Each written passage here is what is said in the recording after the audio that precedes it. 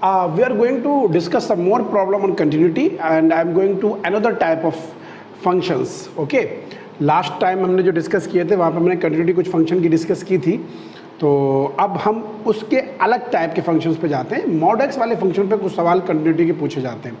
तो जो आज मैं सवाल एक दो ये डिस्कस कर रहा हूँ, इसके अलावा फिर मैं दूसरे टाइप पे भी जाऊँगा। इस तरीके के सवाल बोर्ड एग्जाम में बहुत पूछे जाते हैं 4 नंबर में, ठीक है। जैसे एक प्रॉब्लम है मेरे पास, check the continuity of f x is equal to 2x minus mod x at x is equal to 0, ठीक है। एक ही हमारे पास प्रॉब्लम हो गई। इस प्रॉब्लम की कंटिन्यूटी हम चेक करना चाहते हैं कि भाई at x is equal to 0 इसकी कंटिन्यूटी क्या होगी, ठीक है जी। बात शुरू करते हैं। अब देखिए, अगर आपको किसी फंक्शन की कंटिन्यूटी चेक करनी है किसी पॉइंट पे, तो पहले आपको उस फंक्शन को कंप्लीटली डिफाइन करना होगा। चूंकि मॉड एक्स फंक्शन का बिहेवियर जो है हम पीछे पढ़ के आए हैं, वो x पॉजिटिव पे x होता है और x नेगेटिव पे माइनस x होता है। तो चूंकि इसके अंदर मॉड x इन्वॉल्व है, तो इस फंक्शन की हमें रीडिफाइन करना पड़ेगा। तो हमारे पास जो गिवन फंक्शन है वो हमारे पास है f x is equal to 2x minus mod x, where we know that के mod x is equal to x whenever x is strictly positive और minus x whenever x is strictly negative। तो अगर मैं इसको redefine करूंगा, rewrite as f of x is equal to, तो 2x positive पे ये x ही रहेगा, minus x whenever x is positive, और 2x minus x whenever x is negative. Therefore you can say कि जो fx आ गया हमारे पास, वो x आ गया जब x पॉजिटिव है और 3x आ गया जब x नेगेटिव है। तो यहाँ से एक बात बड़ा क्लियर हो गई है, हमारे पास फंक्शन हमारे पास कंप्लीटली डिफाइन है और 0 के नेबरहुड में डिफाइन है। तो हमें अगर इसकी कंटिन्यूटी चेक करनी है तो 0 यहाँ पे पॉइंट ऑफ जंप है। तो it is very clear here, x is equal to 0 is a point of, therefore left hand limit. Left hand limit क्या होगी? Limit x approaches to 0 minus F X, that is equal to limit h approaches to 0 f of 0 minus h। तो 0 से छोटी values के लिए क्या होगा h? Limit h approaches to 0, 0 से छोटी वैल्यूज़ के लिए हमारे पास 3x है h, एफ एक्स 3x है, तो f ऑफ माइनस h क्या हो जाएगा? Minus 3 of minus H. जब लिमिट अप्लाई करेंगे that is now right hand limit. अगर मैं इसकी राइट हैंड लिमिट लूँ तो limit x approaches to 0 plus F X, that is equal to limit h approaches to 0 f of 0 plus h। यही तो करते हैं, 0 से राइट में चले गए और h को 0 की तरफ अप्रोच करा दिया। ये क्या हो गया? 0 से बड़े वैल्यूज, 0 से बड़े वैल्यूज के लिए x है एफ एक्स, तो ये f ऑफ h क्या हो जाएगा? h हो जाएगा, यानी limit h approaches to 0 h, that is again equal to 0। अब यहाँ पे functional value, here functional value of f0 is equal to what? 0 function क्या है? fx, तो f0 क्या हो जाएगा? 0। So it is very clear here, the limit x approaches to 0 fx is equal to right hand limit and left hand limit. चूंकि दोनों limit equal है और 0 के बराबर है, लिमिट एग्जिस्ट कर गई, तो लिमिट यहाँ पे क्या है? 0, which is equal to functional value. तो हम क्या कहेंगे? Therefore this F x is continuous at X is equal to 0। ये सवाल भी सीबीएसई ने 2008 में 2012 में पूछा था, 2 नंबर का सवाल बना के पूछा था। तो अब एक तो ये हो गया। अब इसको थोड़ा सा इसकी डोमेन को इनलार्ज कर देता है वो, और दोबारा से आपसे प्रॉब्लम पूछता है। तो एक प्रॉब्लम मैं फिर लिख रहा हूँ आप लोगों को, और ये प्रॉब्लम भी सीबीएसई ने पूछी थी और 4 नंबर में कई बार पूछी गई है, ठीक है ना। Check the continuity F of X is equal to mod of x minus 1 plus mod of x minus 2 at x is equal to 1 और x इज इक्वल टू, हमें x इज इक्वल टू 1 और x is equal to 2 पे इस F X function की continuity check करनी है। तो जरा जैसा कि आप फंक्शन को देख ही रहे हैं, एफ एक्स क्या है? Mod of x minus 1 plus mod of x minus 2। Mod of x minus 1 की अगर मैं बात करूंगा तो आप कहते हो मॉड का काम होता है फंक्शन को पॉजिटिव दिखाना, चाहे डोमेन उसकी कोई भी हो। तो x माइनस 1 कब कब पॉजिटिव होगा? जब जब x की वैल्यू 1 से छोटी होगी तो ये नेगेटिव हो जाएगा, 1 से बड़े पे पॉजिटिव ही पॉजिटिव है। तो ऑब्वियस बात हो गई कि मॉड ऑफ x माइनस 1 1 से बड़े वैल्यूज के लिए एज इट इज रहेगा और 1 से छोटे वैल्यूज के लिए नेगेटिव हो जाएगा, तभी तो पॉजिटिव हो। तो अगर x को मैं 1 से छोटा कर दूंगा x माइनस 1 के लिए, तो x माइनस 1 का बिहेवियर नेगेटिव हो जाएगा और मॉड कभी नेगेटिव होने देता, तभी तो x के साथ माइनस x आ जाता है। ये मॉड x माइनस x क्यों है? क्योंकि x यहाँ पे नेगेटिव है। तो जब x नेगेटिव है तो मॉड x को आपने माइनस x ले रखा है, तो कोई भी नेगेटिव वैल्यू डालेंगे ये नेगेटिव इसको पॉजिटिव कर देगा। सिमिलरली अगर x पॉजिटिव ही है तो चेंज करने की जरूरत ही नहीं है, तो x ही रहेगा।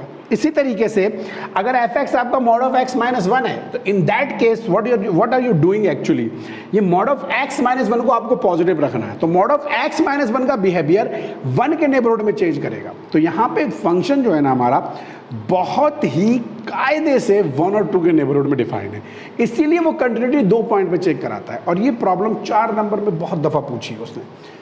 तो मैं इसका सोल्यूशन बनाता हूँ। यहाँ पे एक बात बड़ा क्लियर रहिएगा, ये अगर x इज इक्वल टू 1 ले लेता हूँ तो x minus 1 x is equal to 1 से राइट साइड में पॉजिटिव और लेफ्ट साइड में नेगेटिव होगा, x माइनस 1, ठीक है जी। सिमिलरली अगर मैं x इज इक्वल टू 2 इस पॉइंट को ले लेता हूँ तो x माइनस 2 इस साइड पे आपका पॉजिटिव रहेगा और इस साइड पे आपका नेगेटिव, ठीक है जी, हो गया। तो अब आपको जो गिवन फंक्शन f(x) है ना, इसको रीडिफाइन करना पड़ेगा। गिवन फंक्शन f(x) है mod x minus 1 plus mod x minus 2।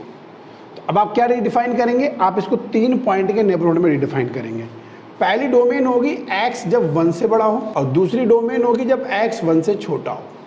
यहाँ पे पहली डोमेन होगी जब x 2 से बड़ा हो और दूसरी डोमेन होगी जब x 2 से छोटा हो। तो अगर मैं इन दोनों डोमेनों को मिला के एक डोमेन बनाना चाहता हूं, तो अगर आप ये कह रहे हैं कि x 2 से बड़ा है तो क्या आपको ये लेने की ज़रूरत है? 2 से बड़ा है तो 1 से बड़ा हो गई।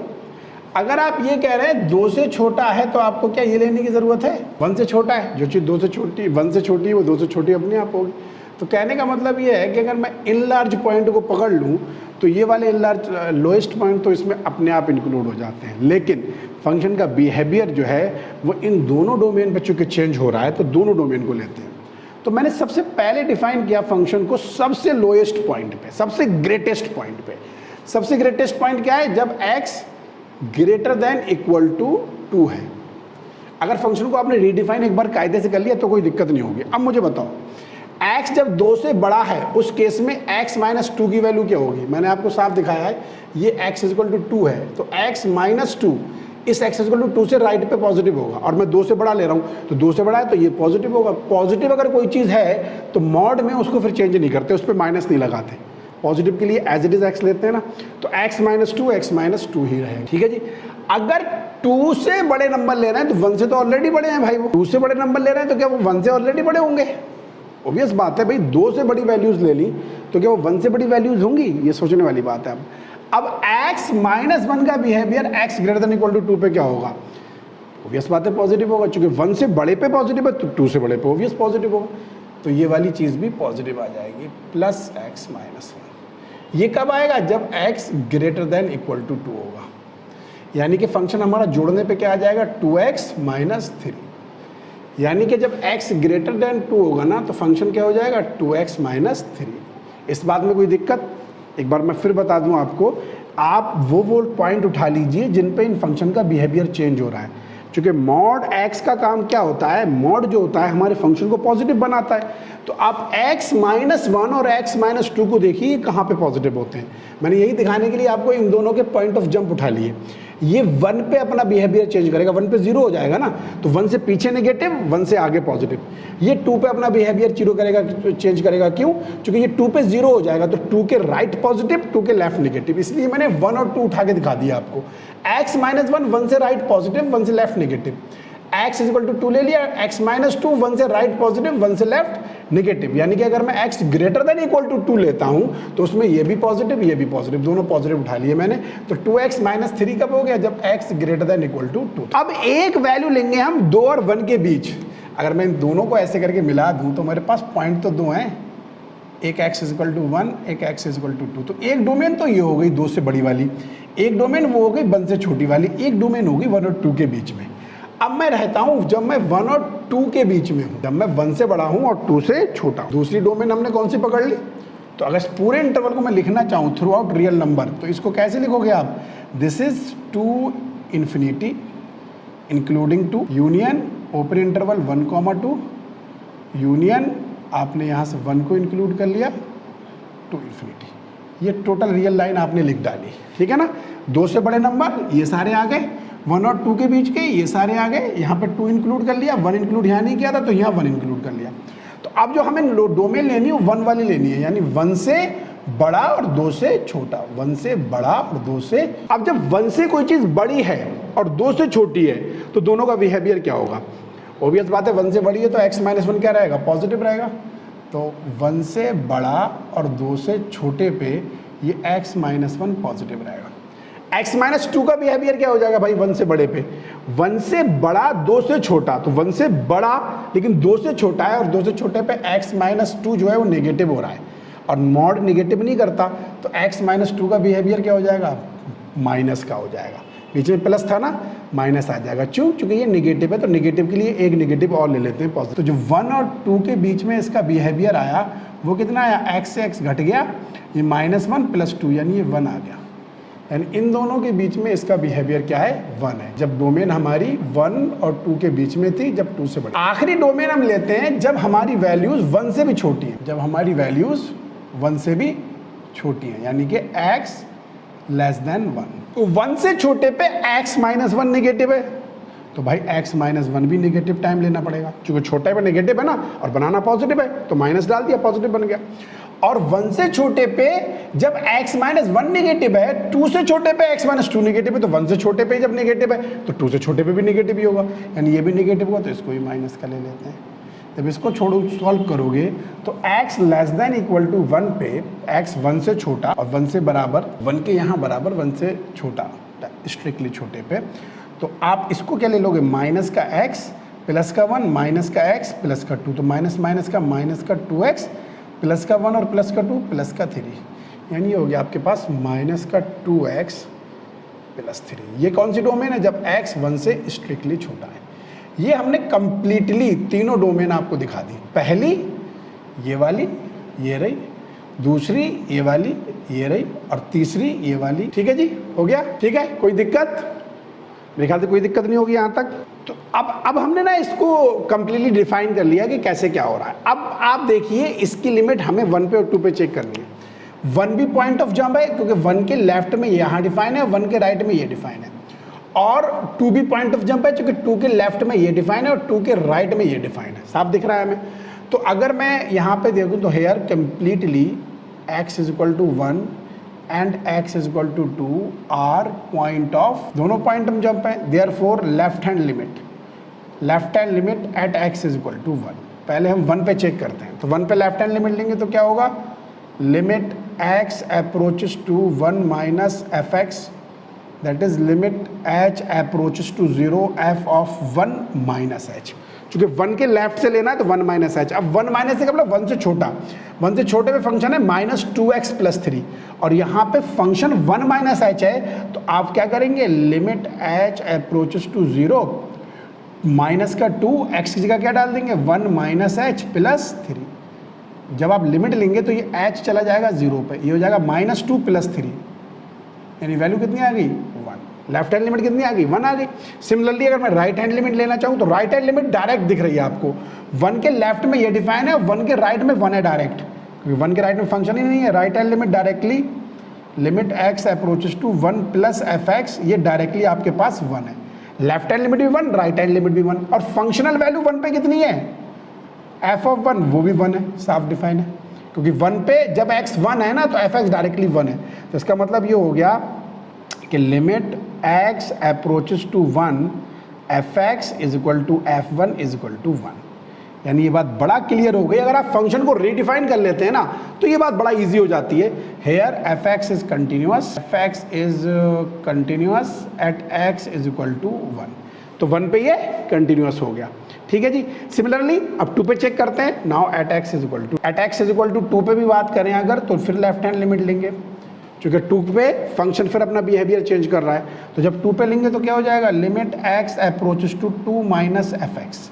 2 के लेफ्ट में तो limit h approaches to 0 f of 2 minus h, 2 से छोटा, और 2 से छोटे फंक्शन डायरेक्टली 1 डिफाइन, 2 से छोटा है, जब x 2 से छोटा है तो fx क्या है 1 है।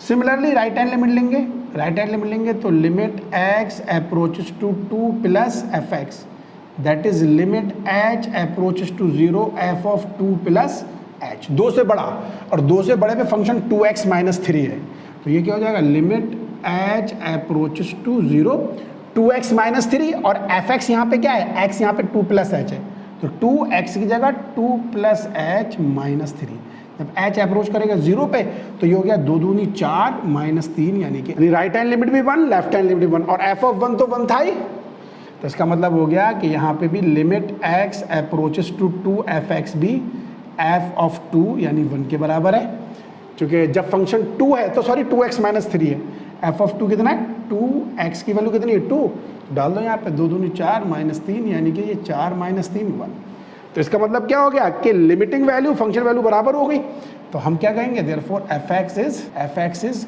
Continuous at x is equal to 2 पे भी कंटिन्यूअस है। तो इस पूरे प्रोग्राम में आपको एक बात साफ दिख रही होगी कि फंक्शन का अगर बिहेवियर चेंज करना है आपको ना, तो आप क्या करिए फंक्शन को रीडिफाइन कर लीजिए। तो इस तरीके के सवाल बोर्ड एग्जाम में पूछे जाते हैं, इनको बड़ा अच्छे